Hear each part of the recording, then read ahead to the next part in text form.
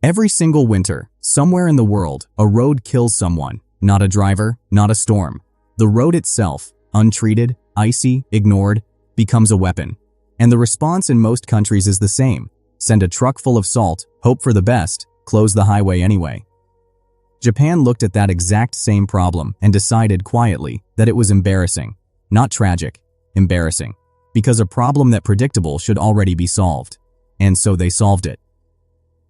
In Tokyo, there are crosswalks that count down with a sound for blind pedestrians. There are flood tunnels the size of Gothic cathedrals sitting silently beneath suburban neighborhoods, waiting. There are buildings that literally float on oil during earthquakes. And there is a bullet train system so precise that the average delay across thousands of daily departures is less than 1 minute. 1 minute. This video is about 12 things Japan built, designed, or perfected that the rest of the world should have copied by now. Some of them are engineering marvels. Some of them are deceptively simple. All of them will make you look at your own city and feel something between frustration and genuine hope.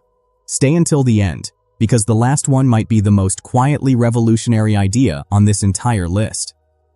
Japan doesn't innovate out of arrogance. They innovate because they have to. A country that sits on 4 tectonic plates, gets hit by an average of 25 typhoons a year, has almost no natural resources, and has one of the oldest populations on Earth. They couldn't afford to just accept problems. Every solution on this list came out of genuine necessity. That pressure produced genius. Let's get into it. Number 1. Self-heating roads. Picture this. It's February. You're driving to work at 6 in the morning. The temperature dropped overnight and your city's road treatment crews are already behind. There's black ice on the bridge, invisible, silent, and waiting. You don't see it until you're already sliding. That scenario kills thousands of people every year across North America and Europe. It costs billions in accidents, emergency response, salt procurement, and infrastructure damage from the salt itself, which corrodes steel and concrete over time. Most countries have decided this is simply the cost of winter. Japan decided that was unacceptable. In Niigata Prefecture, one of Japan's snowiest regions, a place that gets buried under meters of snow every winter, they developed a road heating system called the snow melting road, or roto-heat in some implementations, that runs hot water or heated glycol solution through pipes embedded beneath the asphalt. These pipes connect to geothermal energy sources, or waste heat from industrial facilities nearby. The road stays above freezing regardless of air temperature. No ice forms, no plows needed, no salt, no black ice, no accidents from surface conditions.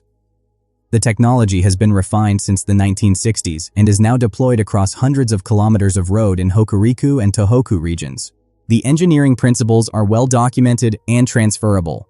The reason they haven't spread globally faster comes down to building codes, contractor training, and developer incentives, not technology.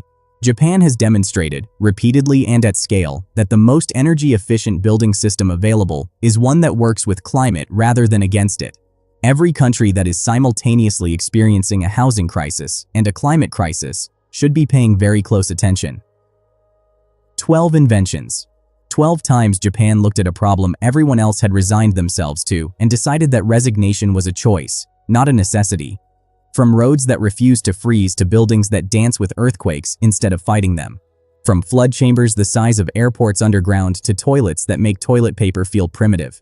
From robots that protect the dignity of elderly people to convenience stores that quietly hold entire communities together. None of these solutions required Japan to be uniquely brilliant. They required Japan to take problems seriously, to invest in infrastructure as a form of national self-respect, to treat the daily experience of citizens as something worth engineering carefully. That's not a cultural secret. That's a decision, and it's one that every country can make. If this video gave you something to think about, subscribe so you don't miss what comes next. And if you know someone who should see this, share it. The ideas here deserve a wider conversation. Modern versions use smart sensors that detect temperature and moisture simultaneously, activating the heating system only when conditions require it, which slashes energy costs dramatically. The infrastructure investment pays back within a decade when you factor in eliminated accident costs, reduced emergency services, and zero road salt procurement. Norway and the Netherlands have started copying this. Most of the world hasn't bothered. Meanwhile, every February, the same roads freeze, the same crashes happen, and the same cities pretend it was unavoidable. Number 2. Base isolation. The technology that lets buildings survive earthquakes by barely moving at all. Most people have a mental image of what an earthquake does to a building. The ground shakes, the walls crack, things fall. That image assumes the building is rigidly attached to the earth beneath it. Japan, which experiences more significant seismic events per year than almost any other nation, looked at that assumption and decided it was architecturally naive. Their answer was base isolation, and it is genuinely one of the most elegant engineering solutions in modern construction. Here's how it works. Instead of anchoring a building's foundation directly into bedrock, you place the structure on a series of layered rubber and steel bearings, sometimes hundreds of them, depending on the building's size. These bearings are extraordinarily strong vertically, meaning the building doesn't sink or tilt, but they're flexible horizontally. When an earthquake sends shock waves through the ground, those waves hit the bearings first. The bearings absorb and redirect the lateral energy. The building above them barely moves. While the ground might be shaking a full foot in one direction, the building's floor might shift only an inch or two. The Tokyo City Hall, the Osaka Medical Center, critical hospital buildings across the country, all use base isolation. During the 2011 Tohoku earthquake, one of the most powerful ever recorded base-isolated structures in affected zones performed dramatically better than conventional construction. Patients in isolated hospital buildings reported barely noticing the shaking, while buildings across the street were visibly swaying. The technology exists. It's not secret. It's not prohibitively expensive for new construction. It's just not mandated in most countries that also sit in seismic zones. California has some adoption. Most of the world's earthquake-vulnerable cities, Istanbul, Tehran, Kathmandu, still build the old way. Japan built the better way decades ago. Number 3. The underground flood cathedral. If you live in a city, you have probably experienced this. A hard rainstorm comes, the storm drains overflow, streets flood, basements fill with water, and traffic stops. It's treated as a weather event, an act of nature, something to be endured. The metropolitan area outer underground discharge channel in Saitama Prefecture, just north of Tokyo, is Japan's answer to that resigned attitude, and it is one of the most spectacular feats of civil engineering on Earth.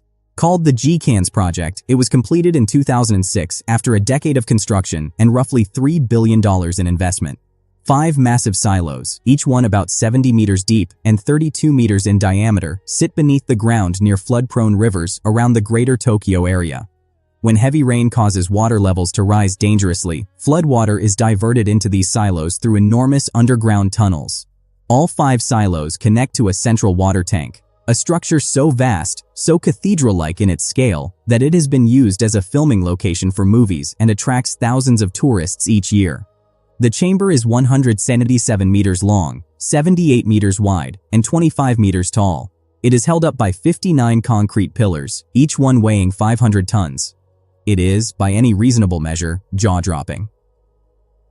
From that central chamber, 78 massive pumps push the accumulated floodwater into the Edogawa River, which channels it safely away from populated areas.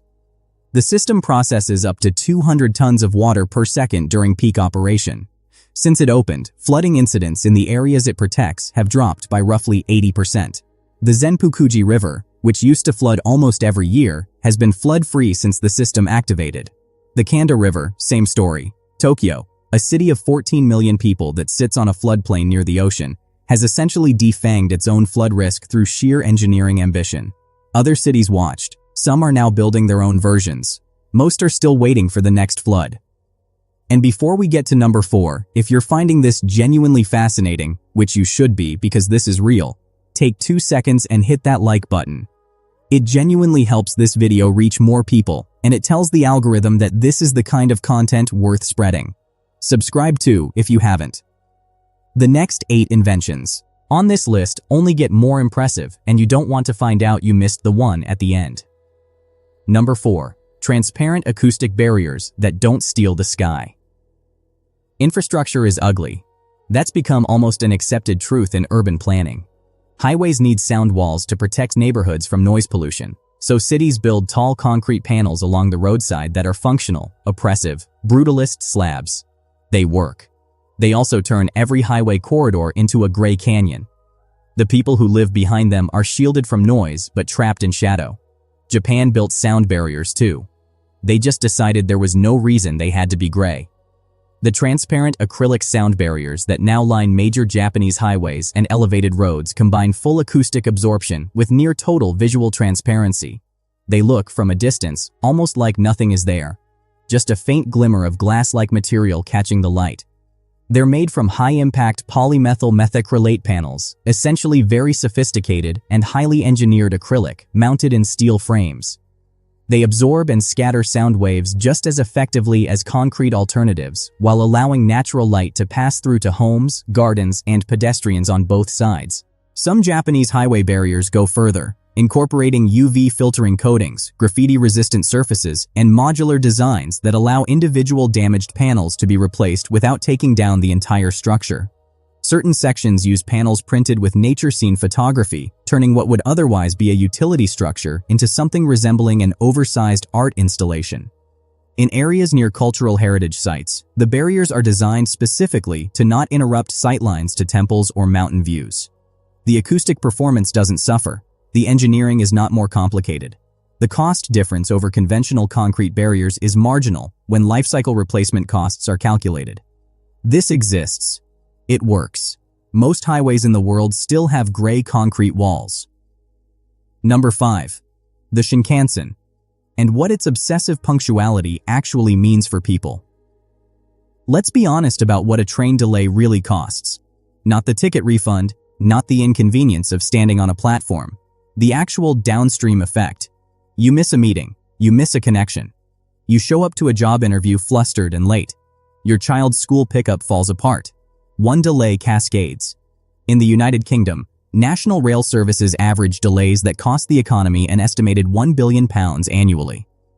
In the United States, Amtrak's on-time performance rate has hovered below 50% for years on many long-distance routes. In Japan, the Shinkansen bullet train network has maintained an average delay of under 1 minute for decades. Not 1 hour, not 10 minutes. 1 minute. That number is so absurd that it's worth sitting with. The Shinkansen runs at speeds up to 320 kilometers per hour. It serves over 400,000 passengers per day across a network that spans from Hokkaido in the north to Kagoshima in the south. It passes through earthquake country, Taifyao, Oun season, heavy snowfall zones, and the most densely populated urban corridor in the world. And across all of that, thousands of daily departures. Every single year, it is almost never late. When the Shinkansen has been delayed by more than a minute due to human error, not natural disaster, but operational error, the operating company has issued a formal written apology. There is a recorded incident in 2018 where a Shinkansen departed 20 seconds early. The company issued a public apology for that too. The technology enables this.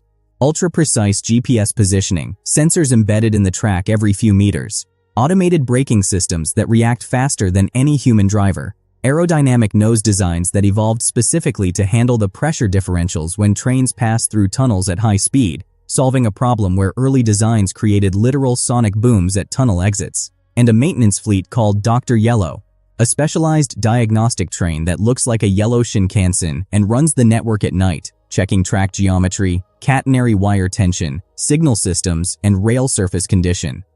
Every detail is engineered to eliminate the variables that cause delays everywhere else. What the Shinkansen really demonstrates isn't just speed, it's what happens when a country decides that reliability is a form of respect for the people who depend on your system. Number 6. Nursing care robots and the quiet revolution in elderly support. By 2030, 1 in 3 Japanese citizens will be over 65 years old. Japan has the oldest population of any major country, and the demographic math has been visible for decades. Most nations facing this trajectory have responded by building more nursing homes, training more human caregivers, or quietly hoping immigration fills the gap. Japan did all of those things and also decided that technology should carry some of the physical and emotional burden, which led to a category of innovation that's both genuinely moving and quietly brilliant. Robear, developed by Riken and Sumitomo Riko, looks like a friendly cartoon bear.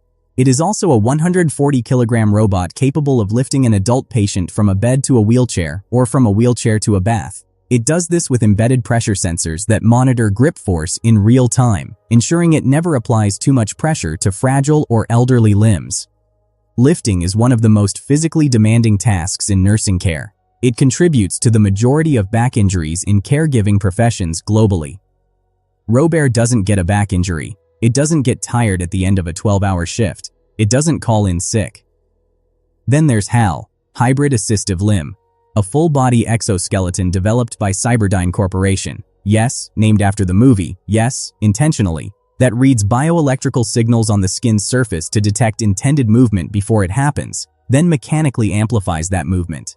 It's used in rehabilitation for stroke patients, spinal injury recovery, and for elderly people who have lost significant muscle function. Patients who could not walk unaided have regained functional mobility through HAL-assisted therapy. The FDA approved it for clinical use in the United States in 2020. Japan has had it in hospitals since 2013. The gap between what exists and what gets deployed globally is enormous, and it keeps getting wider while the global population keeps getting older. Number 7. Vending machines that know the time of day and the weather outside. To understand why Japanese vending machines feel like a glimpse into a different future, you first need to understand their density. Japan has approximately 5.5 million vending machines, one for roughly every 23 people. They are literally everywhere. On mountain hiking trails, inside hospital corridors, at the base of ski slopes, in rural villages with populations of a few hundred. They sell hot food, hot drinks, cold drinks, beer, sake, umbrellas, emergency clothing, and in some locations, complete meals in sealed packages that heat themselves when you pull a tab. But the hardware itself is almost secondary to the software intelligence running behind it. Modern Japanese vending machines, particularly the Acure series deployed by JR East at major train stations, use facial recognition and environmental sensors to adjust their product recommendations in real time. If the machine's camera detects someone who appears to be in their 50s on a cold morning, it will suggest warm beverages before anything else.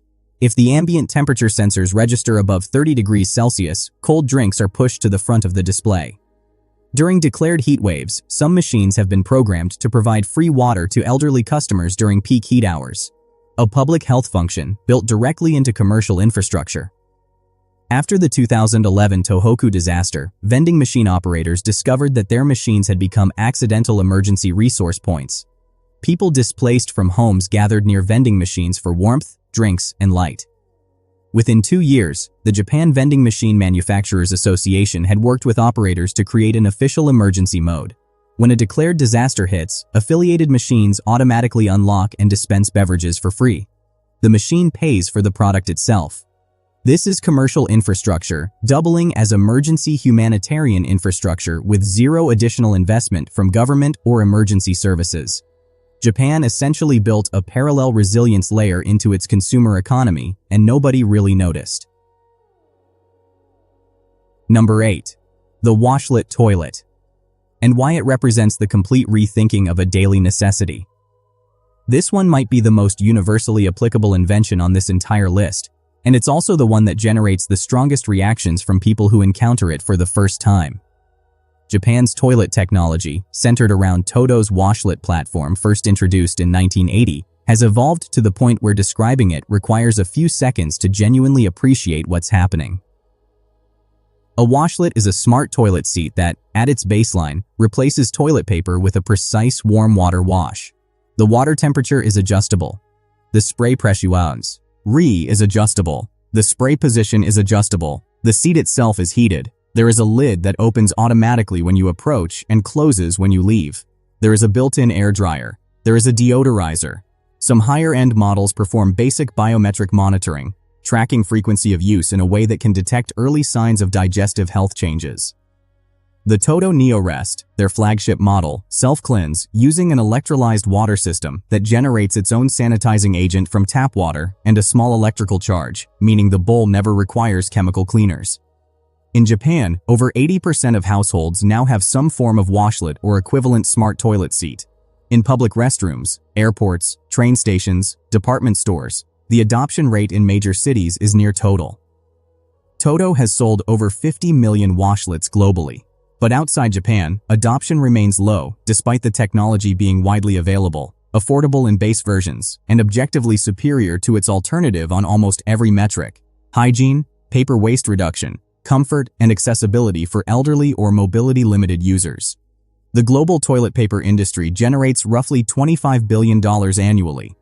Japan found a way to mostly replace it with water and engineering. The rest of the world is still buying rolls of paper. Number 9. The automated smart post office and parcel tracking systems. E-commerce has broken global logistics. Last-mile delivery, the final stage of getting a package from a regional distribution hub to your front door, is the most expensive, least efficient, and most environmentally damaging part of the entire supply chain.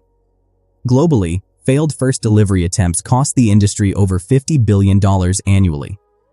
Someone isn't home.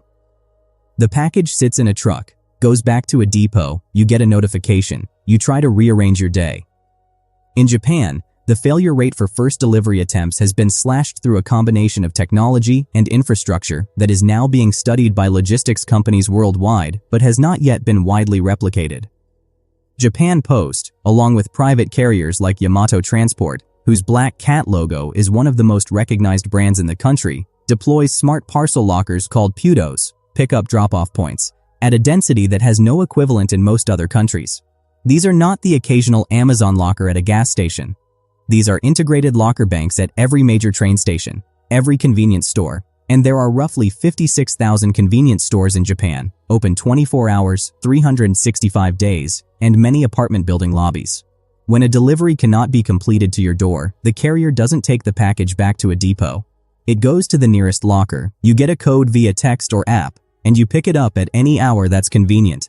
The average distance from any residential address in Tokyo to the nearest parcel locker is less than 400 meters. Yamato Transport introduced a system called Kuroneko Members that allows customers to specify a delivery window down to a 2-hour slot on the day of delivery, redirect packages mid-transit to a different address, and authorize releases to neighbors or to a locker automatically if they know they won't be home. All of this was available in Japan in 2015. Amazon rolled out similar features to Western markets years later. The difference isn't technology. The technology was available globally. The difference is that Japan's logistics culture is built around the assumption that your time matters and that a failed delivery is a failure of the system, not a failure of the recipient for not being home. Number 10. Bioluminescent and artistic manhole covers. This one sits at an intersection you might not expect on a list of genius inventions, where municipal infrastructure meets national cultural identity.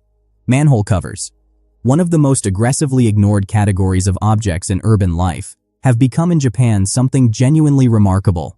There are approximately 6,000 municipalities in Japan, and the majority of them have commissioned unique, custom-designed manhole covers that reflect their local history, geography, natural environment, or cultural traditions. Some feature cherry blossoms. Some feature local castles. Some in fishing towns feature the fish that made the town famous. Some in mountain regions feature the specific peak visible on the horizon from the town center.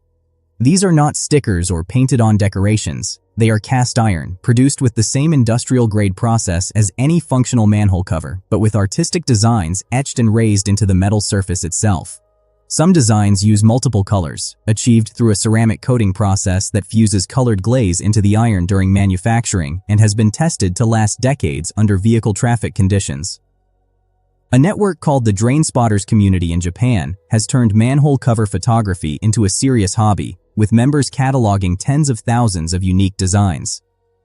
The Japanese Manhole Cover Citizens Association maintains a database. Tourists travel specifically between towns to photograph rare or particularly beautiful covers. Why does this matter beyond aesthetics? Because cities that invest in the visual quality of their infrastructure send a signal, to residents and visitors alike, that the public realm has value, that the everyday details of shared space are worth caring about, that the organizations responsible for maintaining that infrastructure are engaged with the people who use it. Studies on urban environments and civic pride consistently show that aesthetic investment in public space correlates with reduced vandalism, higher resident satisfaction, and stronger community identity. Japan built civic pride into their sewage infrastructure. and it works. Number 11. The convenience store system, an entire welfare infrastructure hiding in plain sight. Most people who haven't been to Japan imagine the Japanese convenience store, the konbini, as a slightly fancier 7-Eleven. It's not a convenience store in the way that term is understood anywhere else. It is, depending on your circumstances, a bank, a pharmacy, a restaurant, a print shop, a government services office, a postal hub, a ticketing agent, a fresh food retailer, and a social welfare node. All open 24 hours, within walking distance of almost every urban and suburban address in the country. The scale first. Japan has approximately 56,000 convenience stores. For context, there are roughly 13,000 McDonald's in the entire United States. The food quality at a Japanese convenience store has no comparison in the Western convenience retail sector. Onigiri, rice balls with various fillings, are made fresh multiple times per day. Hot foods are rotated continuously. Sandwiches use high-quality ingredients and are sold with a same-day freshness guarantee. But the non-food infrastructure is where it gets genuinely world-class. At a Japanese konbini, you can pay your utility bills, your taxes, your traffic fines, and your insurance premiums at a terminal called a loppi or famiport. You can print documents, ID photos, and government forms. You can pick up parcels, drop off returns, and send packages domestically. You can buy concert tickets and event admission. You can pick up a prescription at chains that are co-located with pharmacies. You can access your bank account through ATMs that accept almost every major card network globally with no fees. During the COVID-19 pandemic, Japanese convenience stores became vaccination appointment booking points in some municipalities. During natural disasters, they function as emergency food distribution hubs by pre-established agreement with local governments. This isn't a store, it's a resilience layer built into the commercial fabric of daily life. Every country that has struggled to provide equitable access to government services and banking infrastructure to all communities should be studying this model intensely. Number 12. The passive architecture tradition reimagined. Engawa, thermal mass, and the home that breathes.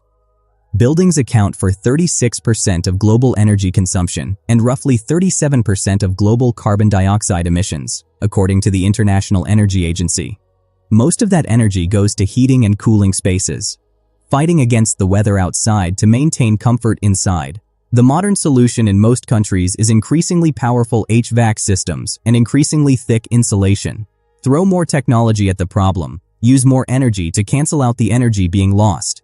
Japan has been developing an alternative answer for centuries, and its contemporary architects are now fusing that ancient wisdom with cutting-edge materials, science, to produce homes and buildings that need dramatically less energy, not because they have better machines inside, but because they're smarter in how they relate to the environment outside. The engawa is a traditional Japanese architectural element, a covered transitional space between the interior of a home and the garden or exterior. It's wider than a Western windowsill, narrower than a full room, typically 60 to 90 centimeters deep, running along the sun-facing side of a building. It serves as a thermal buffer. In winter sunlight penetrates deep into the interior through the engawa's sliding shoji screens, heating the thermal mass of the floor and walls. The engawa's overhang is calibrated to the sun's angle, allowing low winter sun in while blocking the high summer sun out. The home warms passively in winter, stays cool passively in summer, with no mechanical system involved. This is solar geometry applied to domestic architecture. It's free, it requires no maintenance, it uses no energy.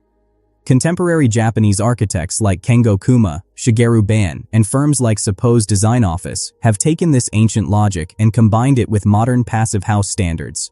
Triple glazed windows, super insulated wall assemblies, heat recovery ventilation systems, and earth tube cooling to produce residential buildings that achieve near zero energy consumption.